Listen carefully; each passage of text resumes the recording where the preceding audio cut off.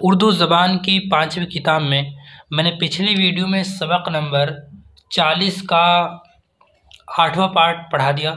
ठीक है, इंशाल्लाह आज की वीडियो में सबक नंबर 40 का 9वां पार्ट पढ़ेंगे। ठीक है, जो कि ये सबक नंबर 40 का लास्ट पार्ट है। उसके बाद इंशाल्लाह 41वां सबक पढ़ाएंगे। ठीक है, तो वीडियो को शुरू करने से पहले अगर आप चैनल पर नए हैं तो चैनल को जरूर सब्सक्राइब कर लें, शेयर कर दें, लाइक कर दें। तो चलिए शुरू करते हैं।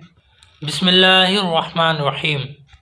दिहक़ान, अब हमारा खाना बदोश गल्लाबान अन करीब दिहक़ान बना चाहता है।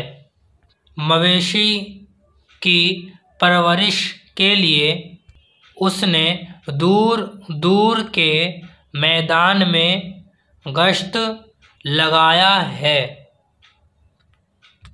और मुख्तलिफ अक़साम की घास पात उसकी नज़र से गुज़र चुकी है। इसको उन घासों का पता लग गया है जिनके खाने से मवेशी खूब ताज़ा तवाना हो जाती है और दूध भी इफ़रात से देने लगती है। इसने खुद भी उसके दाने निकाल कर खाए हैं और अपनी ग़िज़ा के लिए उनको बहुत मवाफ़िक़ो मुनासिब पाया है। इसने तुख़्म रेज़ी का वक्त, गल्ला पकने का मौसम, काबिले ज़राअत ज़मीनें, सैर हासिल मैदान दरियाफ़्त कर लिए हैं। गर्ज़ इसने अपना सैरो सफ़र रायगां नहीं खोया, बहुत कुछ वक़ूफ़ो तजुर्बा हासिल किया है, जिसका नतीजा ये होगा कि वो आइंदा एक गांव बसाकर उसके सवाद में ज़राअत करता नज़र आएगा।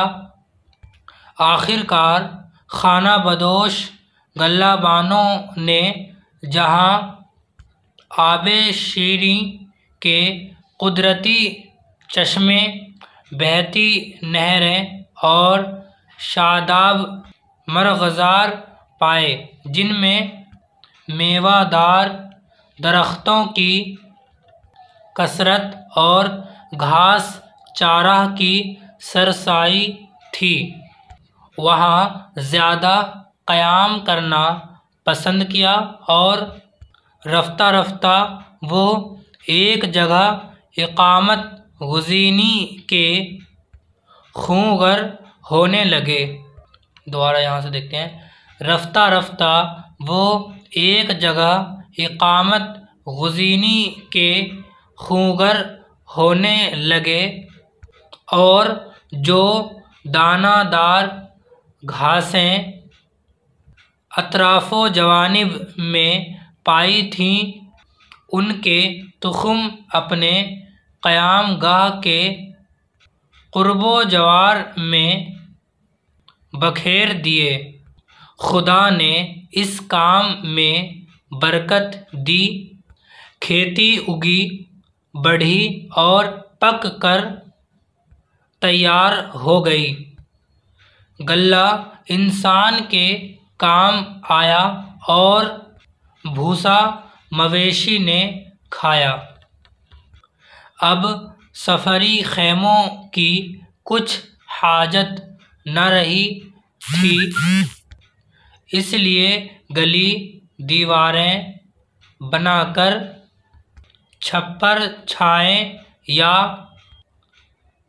लकड़ियाँ पाट कर छत बनाई और कई कई ख़ानदान एक जगह आबाद हो गए। वही आबादी तरक्की पाकर गाँव से कस्बा और कस्बे से शहर बन गई और नस्ल इंसानी वहशत से निकलकर सरहद तहज़ीब में दाखिल हो गई। आइए इस पैराग्राफ को दोबारा पढ़ते हैं, ठीक है। अब सफ़री ख़ैमों की कुछ हाजत ना रही थी, इसलिए गली दीवारें बनाकर छप्पर छाए या लकड़ियाँ पाटकर छत बनाई और कई कई ख़ानदान एक जगह आबाद हो गए।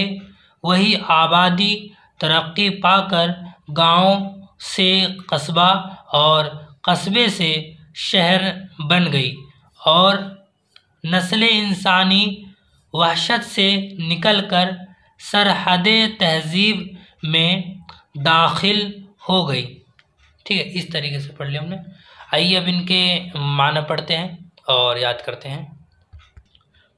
खाना बदोश, खाना बदोश का मतलब है बेठिकाना।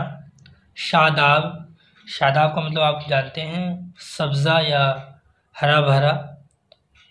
सैर हासिल, सैर हासिल का मतलब है बाफरागत।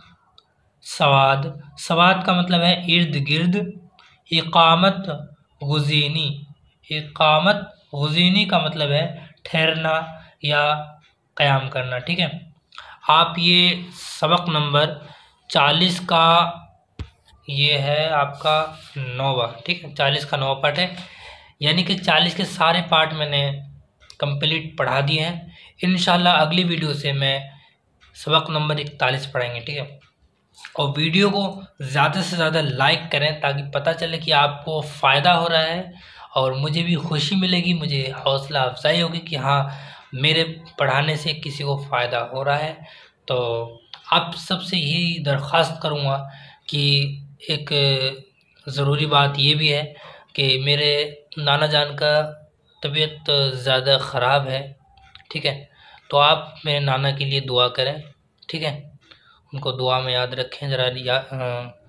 मेरे नाना का नाम है मौलाना मोहसिन। ठीक है, तो आप नाम लेकर नमाज में दुआ करें और दुआ के लिए कहें कि मेरे नाना जान की तबीयत ठीक हो जाए।